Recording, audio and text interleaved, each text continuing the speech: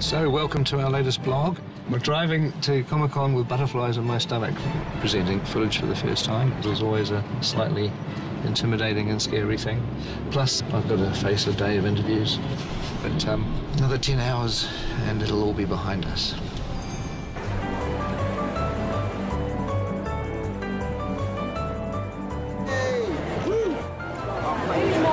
So hopefully we'll find Ian and Richard in here somewhere. The Hobbit certainly is more funny. One interview down.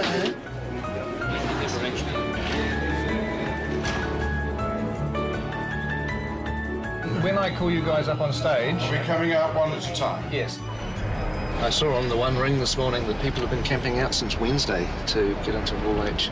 Those are the sorts of people that I like hanging out with. I'm going to be going on soon, and I've been recruited to do some vlog filming with my iPhone, because this camera isn't allowed on stage, but nobody's going to stop me shooting with my iPhone.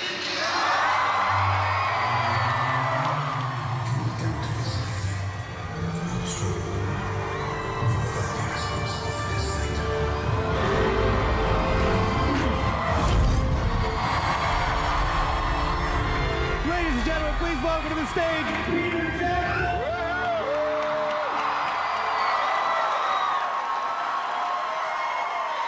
Let's bring up a few of our friends that we have here. Philippa Boyens, Andy Serkis, Richard Armitage, Martin Freeman, Sir Ian McKellen. We also have a surprise guest, Elijah Wood.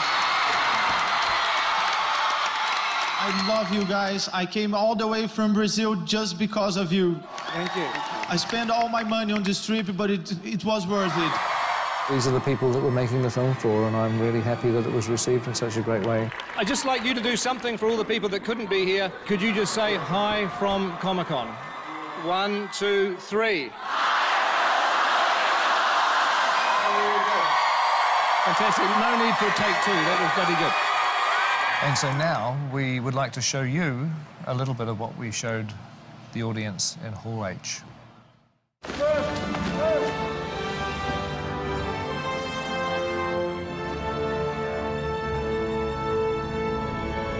That's great. Good. Welcome to the last 5 days of our shoot. It's a bittersweet kind of moment. It feels like I'm still at the foot of the mountain. It's a little difficult to do a wrap-out on our last bit of shooting because so much of what we've been doing recently has been filmed too, which is obviously secret. But we'll show you little bits and pieces, little snippets, and there'll be a lot more of what we've been doing that we'll save up for future vlogs. Hey, Comic-Con fans, how are you? This is Dory, coming live from the set of The Hobbit. Stay classy, San Diego. Hi, Comic-Con. John Callan here. I play Oin in The Hobbit. Ibni Yanal du Shute, ni Comic-Con. Hi, this is Dwalan saying a big hi to all of you in Comic-Con. Greetings from the very heart of Middle-earth. A really amazing moment for me, I guess. It was the first time we stepped onto Bag End. It's become so embedded in your psyche from what you've seen before. We're all ready to go, and Ian came on for the first time, and you look at him and you go, my God, that's Gandalf. I look back on that with fondness because we got to know each other on Bag End, and we really got to know each other as dwarves. Hi Comic-Con, it's Adam Brown here, aka Ori from The Hobbit set. One of the most exciting things, I think, for me was working on these sets that kind of are part of our history. And there was I working on Rivendell with some incredible actors. Just watching Cate Blanchett act, it was very moving. We had shivers down our spines. It was absolutely astonishing. It's been a privilege being back in Middle-earth. Hey, Comic-Con. Hope you're having a good time. My name is Lee Pace. I play the Elven King, Thranduil. Some of the work that I really loved was with Terry Notary, who designs movement for the different races. And the way the elves move is very different than the way the dwarves move, obviously. It was really fun to get into that character and really move in a way that is not human. Yeah. Sylvester McCoy, who played Radagast, is the loveliest man. I need people. I think that Sylvester's going to be one of the delights of these movies. The real McCoy. I remember going out to Trentham and wandering through the 100 meters of forest that they built. Seeing Roscabel, which is Radagast's house. Radagast's character was a lovely, spirited wizard, and his house really reflected his character beautifully. Dale was beautiful. It really was like, it was like being in another country. It was very Moroccan, Turkish, sort of Italian. Yeah. Dale was one of the larger sets. It rivals some of the biggest sets we've ever built, which would have been Minas Tirith and Helm's Deep, I guess, in the old days. The city of Dale was such a huge set. You're able to just wander around as if you were in some abandoned city you've always wanted to visit. The most fun I've had on set would probably be the Goblins. Goblin Town, the sets just seem to be really sharp and really angular, and lots of flames and lots of bones. We were introduced to the Great Goblin. Well, Barry Humphries is something of an iconic legend in this part of the world, and I've seen 2 or 3 of his Stay Edna stage shows, and Barry and the Goblin King just seem to be a natural fit. Have you seen the pile of intestines? Oh, no, but I'll go and check them out. I don't know if anyone's home, but we'll soon see. I found Bayon's house absolutely mesmerizing. It's one of my favorite parts of the book, and the creation, the carving that they did inside that beautiful barn, and everything was so oversized. I want to write the theme tune, sing the theme tune. We built it to the scale of the dwarves, so it was huge. And it made all of us feel small. I used to be able to stand on that set and look at the crew setting up the camera, and they looked like tiny little people. It was kind of incredible. Morning, everyone. Happy last day. Morning. What we're doing for this shot is we're going to get Orlando up on here. Somebody stuck something to my back. What is it? Second unit, I think we're a bit of the rock and roll unit, and, you know, we have a bit of fun.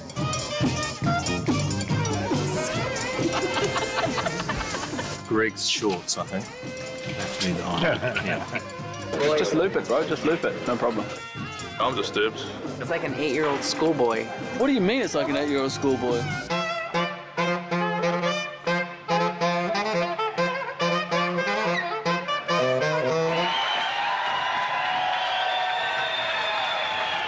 He's a rock star.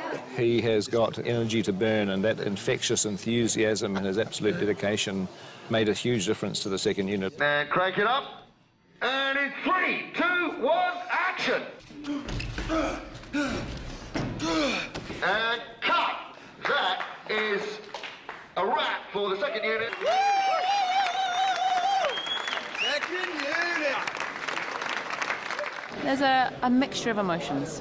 Good to finish, but sad at the same time. Quite frankly, I can't imagine this occurring anywhere else on the planet, so thank you from the bottom of my heart. One of the memories that really sticks in my head the most is walking in through the gates of Stone Street at 4:45 in the morning when it's dark and there's no one else here and the stars are still out, and then slowly the studio comes to life and the sun comes up.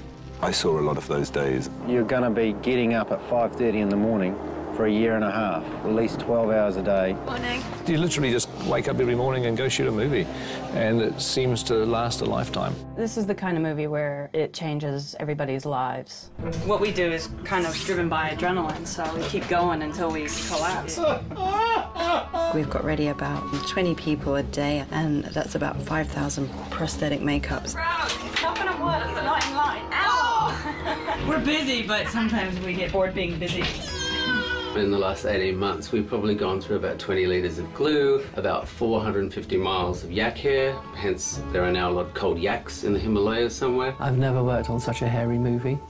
Even I'm sporting a beard now, and I've never had a beard before, so it's obviously sort of rubbing off somewhere along the line. Just the sheer amount of lead characters with costumes. For some reason, they all want to wear costumes. They all want pants, they all want shoes made for an enormous amount of costumes. All of these clothes to nearly the back of the truck is Bilbo. For Smorg's Lair, we used so much gold paint, I used everything in Australasia, and we had to get it from Germany.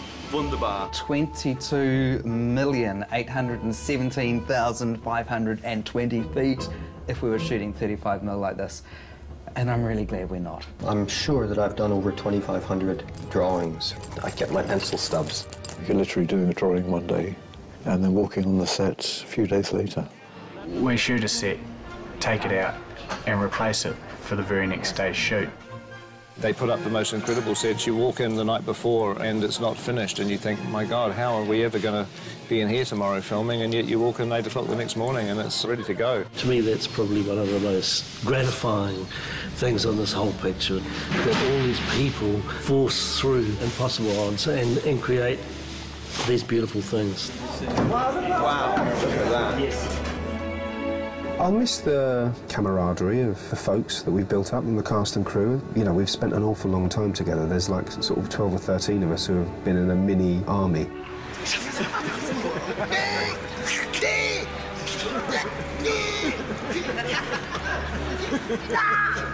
Well, I mean, they're all people I would love to work with again. Fantastic cast. I'm surrounded by these mates. I'm surrounded by my comrades. I'm surrounded by these great actors. Please, not every time. Get off. I mean...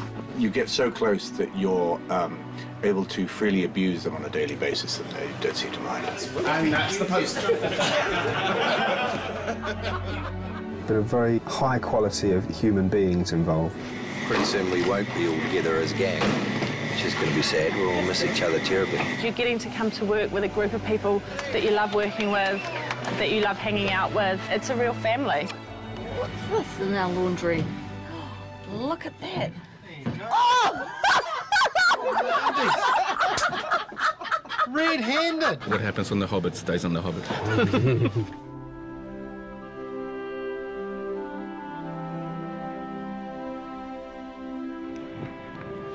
Finishing up in Mirkwood today, eh? It's the old, you know, finish with a bang.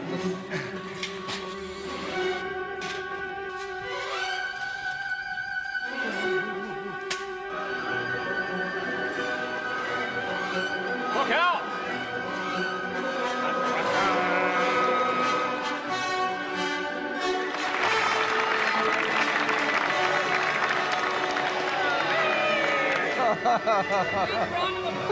I'm gonna miss you. I'm gonna miss you, man.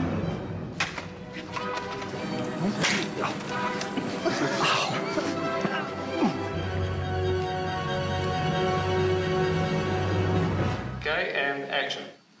I need a horse. Why? Where are you going? In search of answers. All right, and cut. Well, unless anybody has anything else they want to shoot, I think we should call that a day. Thank you.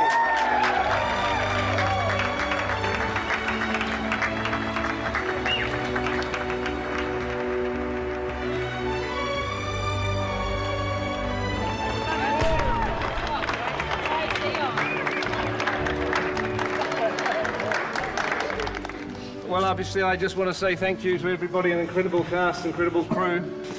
Seems like a lifetime ago that I had to do this speech at the beginning of the shoot. Oh, God, it was a long time ago. You know, as a director, it can be kind of a lonely job. You know, at times you feel like you're by yourself trying to solve problems, but then everybody steps in and suddenly I realise I've got this incredible support and all of you guys have got my back and you're behind me. And for that, I'm incredibly grateful. Thank you.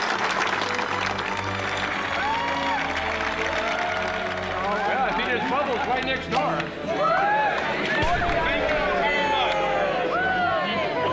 It's been a terrific atmosphere shooting this movie, and I hope the vlogs have in some way given you all a chance to share in that and to experience it for yourselves. And we'll be continuing in post-production. The energy, the environment, everything's going to be very, very different, but it's still got equal amount of challenges. So look forward to seeing you during post-production.